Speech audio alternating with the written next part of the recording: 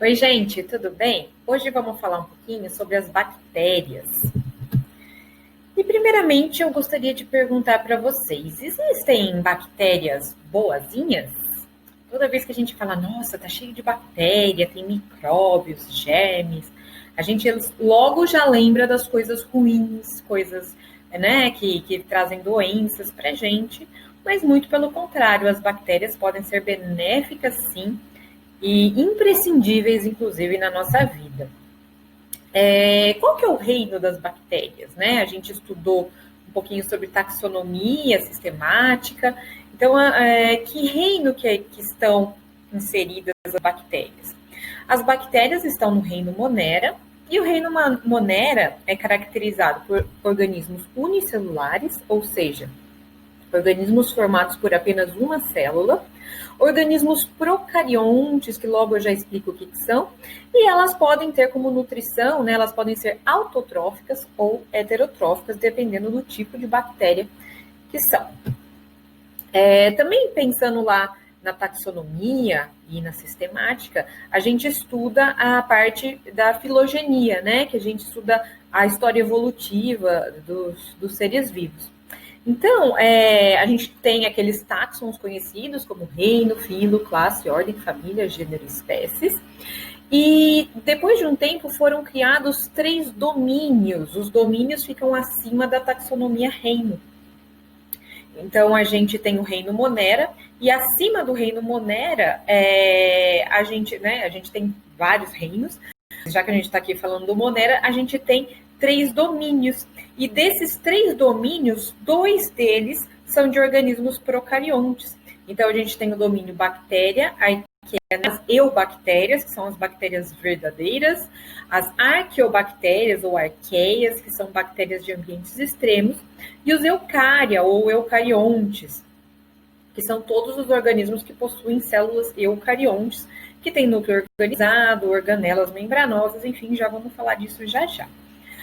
Só para diferenciar aqui rapidamente, as arqueobactérias, elas são de ambientes extremos. O que são ambientes extremos? São ambientes que têm salinidade muito grande, pH muito baixo, temperaturas muito elevadas, ambientes sulfurosos, que contém metano, enfim, são ambientes que ninguém mais vive. Até a gente brinca, né, que, você acredita em extraterrestres? Olha, extraterrestres, do jeito que a gente está acostumado, aqueles carinhas verdinhos, eu não sei, mas que eu não duvido nada que existem formas de vida parecida com uma bactéria em outros planetas, eu não duvido, viu, gente? Porque as bactérias estão em todos os lugares, né? Então, aqui, gente, a gente falou que as bactérias são procariontes. Procariontes são células que elas são um pouco mais simples. Por quê? Porque o material genético dela está disperso no citoplasma e não está envolvido por uma membrana nuclear, às vezes chamada também de carioteca. Hoje é mais correto usar o termo membrana nuclear, mas é uma membraninha que envolve o núcleo. As procariontes não têm isso, e as procariontes também não têm organelas membranosas. As eucariontes têm essas organelas membranosas, que são organelas que têm uma membraninha envolvendo essas organelas. E essas organelas membranosas são úteis porque elas têm, cada organela tem a sua função. Então, as funções de uma célula eucarionte é muito mais compartimentalizada, assim, ela é realizada em diferentes compartimentos, dando uma maior complexidade, tá? As procariontes não têm isso. Então, para falar dos seres procariontes, a gente começa com as cianobactérias. Antigamente eram chamadas de algas azuis, mas por quê? Elas até se assemelham com algas, mas hoje a gente já sabe que não. Porque as algas, elas são eucariontes, tá, gente? As algas hoje estão inseridas no reino protista, não no reino vegetal, como muitos confundem, tá? Mas essas cianobactérias aqui, elas são do reino Monera, elas se assemelham mais às bactérias, por serem uma célula procarionte, ou seja, o núcleo não tem núcleo organizado. A gente costuma chamar nucleóide, porque tem uma região que o material genético se concentra mais, mas sem a presença de uma membrana envolvendo esse material genético. E por que elas chamavam ciano, né? Ciano vem de azul. Mas muito do que, ao contrário do que a gente pensa, não existem só pigmentos azuis nesse tipo de célula, existem vários tipos. E que pigmentos que é esse? São pigmentos que fazem com que essas células realizem fotossíntese. Então, elas têm pigmentos como clorofila, tem pigmentos azuis, pigmentos carotenoides, que a gente chama. Ela pode, dependendo da espécie, podem ter diferentes tipos de pigmentos. E esses pigmentos são responsáveis, né, por tornar esses organismos seres autotróficos, ou seja, eles não precisam produzir o seu próprio... Eles produzem o seu próprio alimento. Desculpa. Então, aqui, é comum elas formarem colônias. Então, embora elas sejam seres unicelulares, cada célula é um indivíduo, é um organismo. Olha aqui nessa imagem, elas se agrupam aqui, ó, e formam colônias, elas ficam juntinhas. Então, quando a gente está vendo aqui essa imagem desse rio, às vezes a coloração está muito esverdeada, é por conta da quantidade elevada de cianobactérias. Tá, gente? Então, olha aqui, ó, aqui é a estrutura de uma célula. Esses azuizinhos estão aqui representando pigmentos, tá? Então, as cianobactérias é isso, são seres autotróficos. E as bactérias, as outras bactérias, a gente vai falar de uma maneira aqui geral. É comum, né? Elas são todas microscópicas, as anteriores aqui que eu acabei de falar também. Elas são microscópicas, são unicelulares, então a gente só pode ver essas bactérias com auxílio de microscópio, tá? Então, qualquer microscópio óptico que a gente tem em laboratório, de escola mesmo, de laboratórios, a gente vê com facilidade essas bactérias com diferentes formatos. E quando a gente trabalha com bactéria, a gente cultiva ela nessas plaquinhas de Petri. E essas bolinhas que a gente está vendo aí nessas placas de Petri são as colônias de bactérias, tá? Então, essas bolinhas, aqui, ó, tá vendo aqui nessa imagem aqui, ó, nessa rosinha, cada bolinha dessa, se eu pegar uma bolinha dessa e passar numa lâmina e olhar num microscópio, eu vou ver um monte de bactérias diferentes, pode ter diferentes formatos ou não. O que contém nessa placa de Petri para que eu possa cultivar essas bactérias? Tem meio de cultura. O que é meio de cultura? São várias substâncias, é que hoje se tem um conhecimento, um estudo muito grande, então existem meios de cultura para diversos tipos de bactérias e até de fungos e outros tipos de organismos que são cultivados em laboratório. Então, quando eu quero estudar tal bactéria, vamos supor num laboratório de análises clínicas, eu quero estudar bactérias da urina, eu já uso determinados tipos de meio de cultura. Então, já são meios de cultura que já foram estudados e já sabe a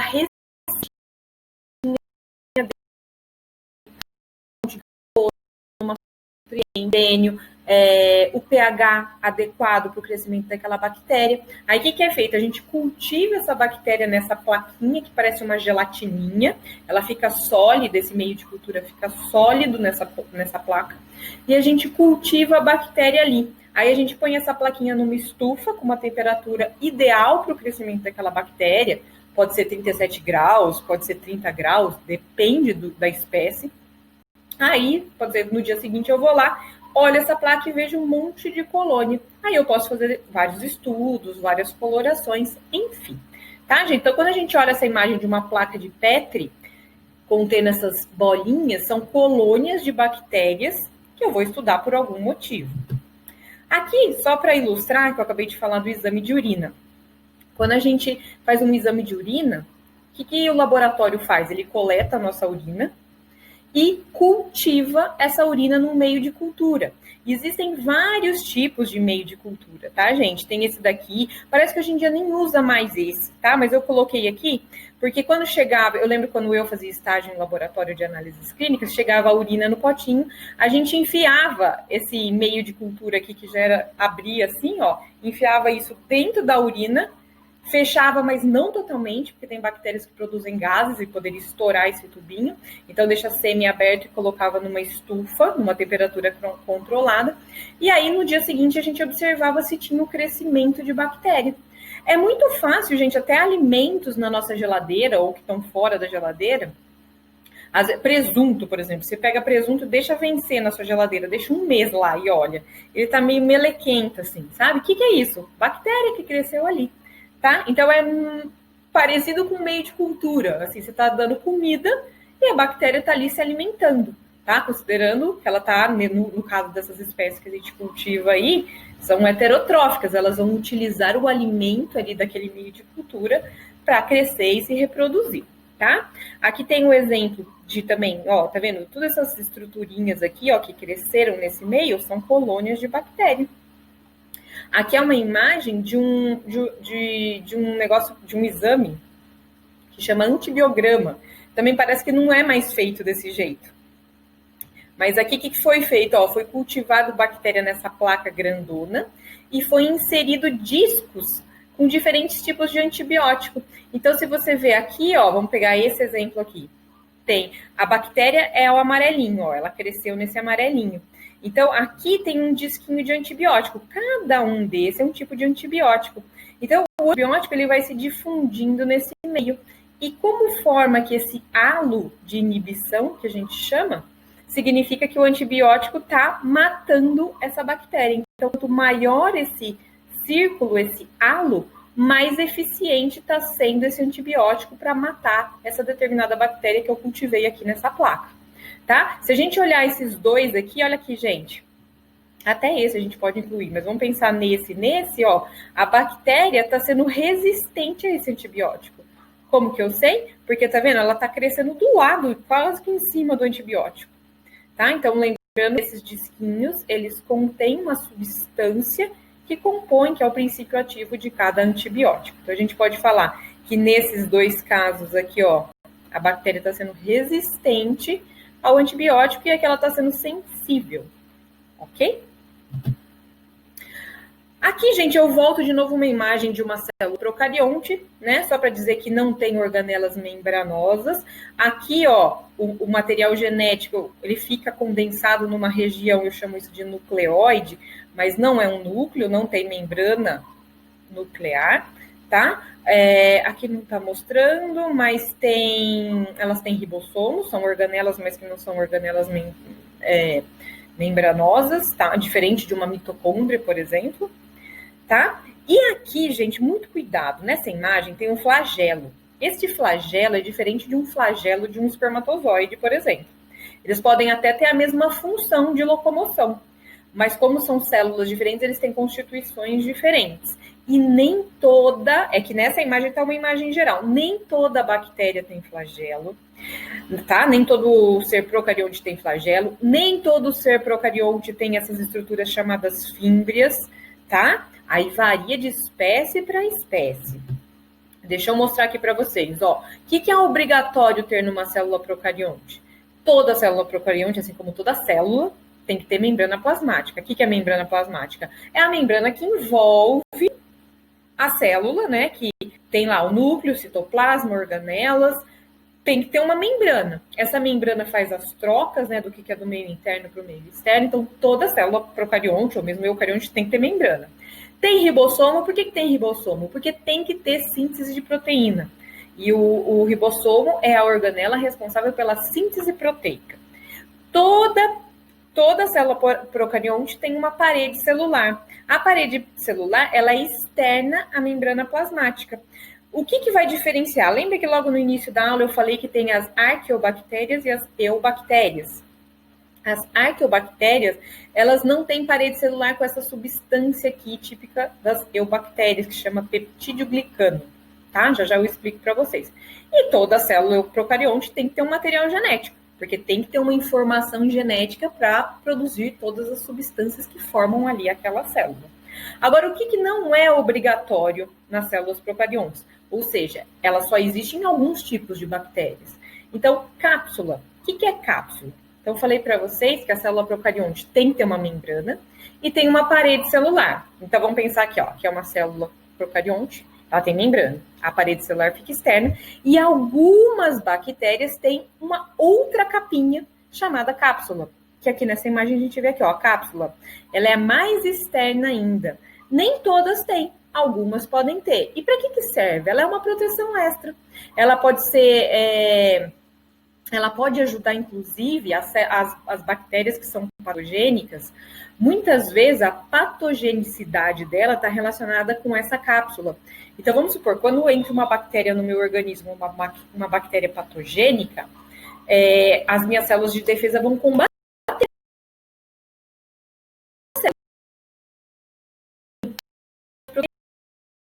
Então, é interessante para aquela bactéria ter cápsula, mas nem todas têm. Isso eu já falei para vocês, fímbrias e flagelos. Fímbrias é esses, como se fossem pelinhos assim, e flagelos nem todas têm, tá? Nem todas têm. E plasmídio, o que é plasmídio?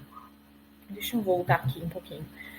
As bactérias têm DNA, ele está disperso no citoplasma, mas algumas bactérias têm um DNA circularzinho extra aqui do lado, é uma bolinha, e isso chama plasmídio. Nem todas têm, algumas têm. Depois vocês vão ver quando eu for falar de reprodução, tem algumas bactérias que trocam esse plasmídio. Uma dá o plasmídio para outra, e a outra dá o plasmídio para outra, e elas trocam, tá? Então, é um DNA circular. Parede celular, né? Eu falei que a parede celular é uma camadinha externa à membrana plasmática. Então, quem estuda bactérias, lembra que eu falei que você cultiva na placa de Petri, depois você pega ela e olha no microscópio. Para você olhar uma bactéria no microscópio, muitas vezes não, elas são incolores. Então, às vezes, a gente não consegue ver direito. Existem inúmeros tipos de colorações que a gente faz com corantes e várias substâncias químicas que reagem, por exemplo, com a parede celular da bactéria, dando colorações diferentes.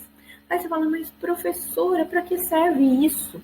Como um diagnóstico, ajuda no diagnóstico, né, do médico. O que é um médico sem exames laboratoriais? Nada, gente. Claro que tem muitos sintomas clínicos que o médico já consegue detectar seu problema, mas muitas vezes ele precisa de exames. Então, bactérias que elas são diferentes em suas colorações devido à diferença nas suas estruturas, por exemplo, da parede celular. Então, tem um exame muito, muito simples e importante para alguns diagnósticos, que diferencia as bactérias em gram-positivas e gram-negativas. Quando a bactéria é chamada de gram-positiva, ela fica de coloração roxa. E quando ela é gram-negativa, ela fica de coloração rosinha, tá? Então, já foi estudado vários tipos de bactérias, então já é conhecido. Tal bactéria é gram-positiva, tal bactéria é gram-negativa. Então, se você está na dúvida se é aquela bactéria, claro que não é só esse exame que vai dar o diagnóstico, mas ele complementa outras características. Então, vamos supor, eu estou lá, puxa, qual será que é a bactéria que está infectando a pessoa, que está dando dor de barriga nela? Eu estou vendo aqui pela coloração que ela é gram-positiva, então ela é roxa, tá? Então, por que ela é roxa? São feitas aqui, eu também não vou entrar em detalhes, que isso é um assunto até de faculdade, né? Como que é feita essa coloração, mas é baseado na diferença da parede celular. Se vocês olharem aqui nessa imagem que eu estou circulando, as bactérias gram-positivas, elas têm aqui, a membrana plasmática, aqui laranjinha, e tem essa parede celular de um material que chama peptídeo-glicano. Só que ele é um peptídeo-glicano bem espesso. E quando você joga os corantes, né, de todo o procedimento para fazer essa coloração, a bactéria fica coradinha de roxo. E quando a bactéria é gram-negativa, olha aqui, ela tem uma camadinha de peptídeo-glicano mais fina. E tem uma membrana plasmática normal e uma externa. E isso faz com que ela seja colorida de rosa, tá? Só, gente, o que é peptídeo-glicano? Peptídeo é proteína, glicano é um carboidrato. Então, é uma substância química que a gente chama de peptídeo-glicano, que ela tem essa junção entre um tipo de proteína com um carboidrato e tem toda uma estrutura química específica. Tá, gente? E o que é importante também? Eu não acabei de falar que o fato de ser rosinha ou roxinha ajuda no diagnóstico? E também é importante saber se ela é uma bolinha, se ela é parecendo uma vírgulazinha, se ela parece um cachinho de uva, tá? Então, olha aqui, quando elas são esféricas, elas são chamadas de cocos. Quando elas são bastõezinhos, elas são chamadas de bacilo. Quando elas são bolinhas duas juntinhas, eu chamo de diplococos. Quando é um monte de bolinha juntinha, eu chamo de streptococcus.